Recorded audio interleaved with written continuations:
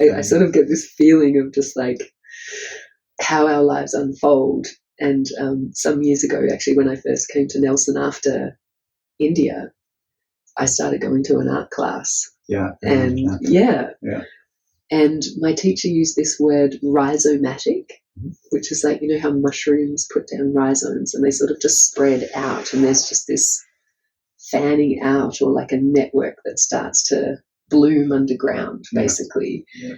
And you could go down any one of those tracks, and it's just, I find that a very curious and mysterious process, like which track we end up going down.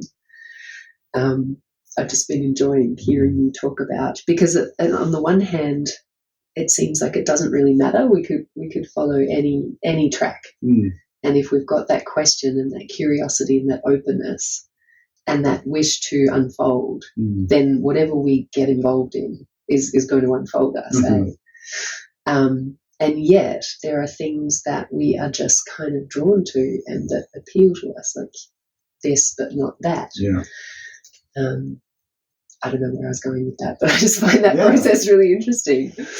Yeah, but I guess what you're also saying is like trust that, even if it seems weird, or part of you's going, oh, this is crazy. What am I thinking? I'm not a dancer. I'm not a this. I'm not a that. But they're the thoughts that can just get in the way of the deeper creative process that's happening underneath. That's like always trying to speak to us, and always like the intelligence of life, I guess, is always trying to communicate, And this is definitely something we've been focusing on through the course. It's like it's through the body that we have access to that intelligence, because the body and you know, the practice that you've shared for this segment, the body connects us with the earth, with our history, with our ancestry, with like everything that we are. It just opens up. That's not a question. Is there anything you want to say in response?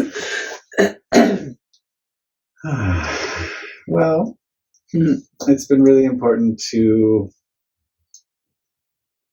find a way to listen to the body and listen to the depth and have a flavor for what wisdom might be, and kind of find ways to be quiet enough so that you might hear something. And you might just get really curious about those things, and have some way to get underneath some of those thoughts that might stop you from exploring. Be like, oh, well, I don't really like that, or that's not for me. These types of things, these ways that we can stop ourselves from just letting an exploration have its way with us. I think embodiment practices and meditation are really skillful, because we can find enough space in our experience that we can actually just allow something to happen. So that can be different for everybody. They might have their own way of finding that. It can be anything. But we need an ability to kind of maybe stop the automatic pilot, or stop the automatic resistance, or the thing that thinks it knows best. Just be open to not knowing, and like having curiosity as you move with the unknown. And having an anchor is really helpful. And we have this body. And we have our senses, you know, in this present moment. And there's lots of ways to... Big planet down there. Yeah. And the sense of kind of awe when we start to look into these things really helps with curiosity and openness parts. It's like, wow. Yeah, when you really start to look, you can't help but wonder. And expand our view. Right? It's like